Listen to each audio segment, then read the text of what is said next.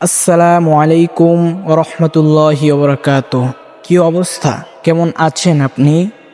তো বরাবরের মতন আবারও নতুন একটি ভিডিও নিয়ে চলে আসলাম। কথা না বলে শুরু করা যাক।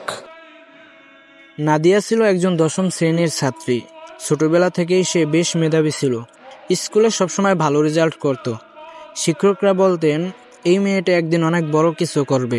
কিন্তু সময়ের সঙ্গে সঙ্গে নাদিয়ার জীবনে নতুন এক নেশা ঢুকে গেল, আর সেটা ছিল ফেসবুক রিলস। প্রথমে সে শুধু মজা করে ভিডিও দেখত, পরে নিজেই ছোট ছোট ভিডিও বানাতে শুরু করলো। কখনো ট্রেন্ডিং গানের সাথে লিপসিং, কখনো ফানি ভিডিও, আবার কখনো সাজগোজের ভিডিও করত। কয়েকদিনের ভিতরেই তার ভিডিওতে হাজার হাজার ভিউ আসতে শুরু করলো। বন্ধুরা তাকে উৎসাহ দিতে লাগলো, তুই একদিন ভাইরাল হয়ে যাবি, মনিটাইজেশন চালু হলে অনেক টাকা আয় করতে পারবি। এই কথাগুলো শুনে নাদিয়ার মাথায় নতুন স্বপ্ন জন্ম নিল। সে ভাবতে লাগলো, পড়াশোনা করে এত কষ্ট করার কি দরকার, ফেসবুক থেকেই তো টাকা আয় করা যায়। ধীরে ধীরে সে পড়াশোনা থেকে দূরে সরে যেতে লাগলো। বই খুললেই তার মনে হতো নতুন একটা রিলস বানাই।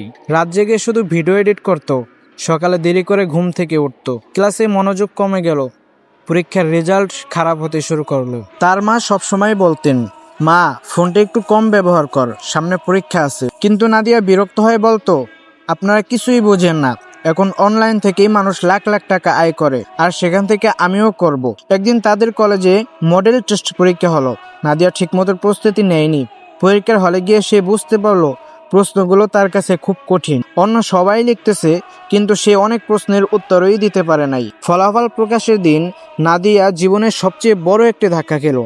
সে কয়েকটি বিষয় ফেল করেছে। শিক্ষক তাকে ডেকে বললেন, নাদিয়া, তোমার থেকে আমরা এটা আশা করিনি, কিন্তু তুমি নিজের ভবিষ্যৎ তুমি নিজেই নষ্ট করেছো, সেখানে আমাদের কিছুই করার নেই। সেদিন বাসায় ফিরে এসে খুব কাঁদলো, কিন্তু তবুও পুরোপুরি বদলাতে পারলো না। সে ভাবলো, একদিন না একদিন আমি ভাইরাল হবই। কয়েক সপ্তাহ পর বড় একটি ঘটনা ঘটলো। হঠাৎ নাদিয়ার একটি ভিডিও ভাইরাল হয়ে গেল। ভিডিওটি নিয়ে কিছু মানুষ খারাপ মন্তব্য করতে শুরু করলো। কেউ তার চেহারা নিয়ে হাসাহাসি করলো, কেউ কটু কথা বলল। এমনকি কয়েকজন সেই ভিডিও অন্য জায়গায় শেয়ার করে তাকে অপমান করতে শুরু করলো। নাদিয়া খুব ভেঙে পড়ল। সে ফোন বন্ধ করে কয়েকদিন কারোর সঙ্গে কথা বলল না। যেসব মানুষ আগে তাকে স্টার বলতো, তাদের অনেকেই এখন তাকে নিয়ে মজা করতে শুরু করলো। ঠিক সেই সময় তার ছোটবেলার বান্ধবী তানহা তাকে দেখতে এলো। তানহা সবসময় মন দিয়ে পড়াশোনা করত। সে বলল, নাদিয়া, সোশ্যাল মিডিয়া খারাপ না, কিন্তু যদি এটা তোমার জীবন নষ্ট করে দেয় তাহলে সেটা বিপদ। সাময়িক ভিউ আর লাইক কখনো সফলতা হতে পারে না। নাদিয়া চুপ করে রইল। তানহা আবারও বলল, দেখ, মানুষ আজকে তোর ভিডিও দেখে হাততালি দিচ্ছে, কাল আবার তোর ভুল ধরে হাসবে, কিন্তু শিক্ষা এমন একটা জিনিস যা কেউ কখনো কেড়ে নিতে পারে না। সেই কথাগুলো নাদিয়ার মনে গভীরভাবে আঘাত করলো। সেদিন রাতে সে নিজের পুরনো রিপোর্ট কার্ড বের করলো। সেখানে লেখা ছিল মেধাবী ছাত্রী। তার চোখে পানি চলে এলো। সে বুঝতে পারলো কয়েকটা ভিউ আর মনিটাইজেশনের আশায় সে নিজের আসল স্বপ্নটাকেই ভুলে গেছিল। পরদিন সকালেই নাদিয়া বড় একটি সিদ্ধান্ত নিল। সে আর কখনোই ফোন ব্যবহার করবে না। সে ফোন ব্যবহার কমিয়ে দিল, নির্দিষ্ট সময় ছাড়া ফেসবুকে যাওয়া বন্ধ করে দিল, আবার নিয়মিত পড়া শুরু করলো। শুরুতে অনেক কষ্ট হতো, মাঝে মাঝে রিলস বানানোর ইচ্ছা জাগতো, কিন্তু সে নিজেকে নিয়ন্ত্রণ করে ফেললো।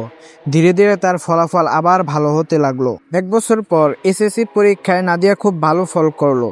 কলেজে সবাই তাকে অভিনন্দন জানালো। তার মা আনন্দে কেঁদে ফেললেন। নাদিয়া তখন বুঝতে পারলো, সাময়িক জনপ্রিয়তা মানুষকে আনন্দ দিতে পারে, কিন্তু প্রকৃত সফলতা আসে জ্ঞান, শিক্ষা ও পরিশ্রম থেকে। এরপর সে মাঝে মাঝে ফেসবুক ব্যবহার করতো ঠিকই, কিন্তু কখনো আর সেটাকে নিজের জীবনের মূল লক্ষ্য বানায়নি। ভিডিও থেকে কি শিখলেন তা অবশ্যই কমেন্ট করে জানাবেন। আর হ্যাঁ, আমার চ্যানেলটা যদি সাবস্ক্রাইব করা না থাকে তাহলে অবশ্যই সাবস্ক্রাইব করে দেবেন এরকম নতুন নতুন ভিডিও পাওয়ার জন্য। ধন্যবাদ।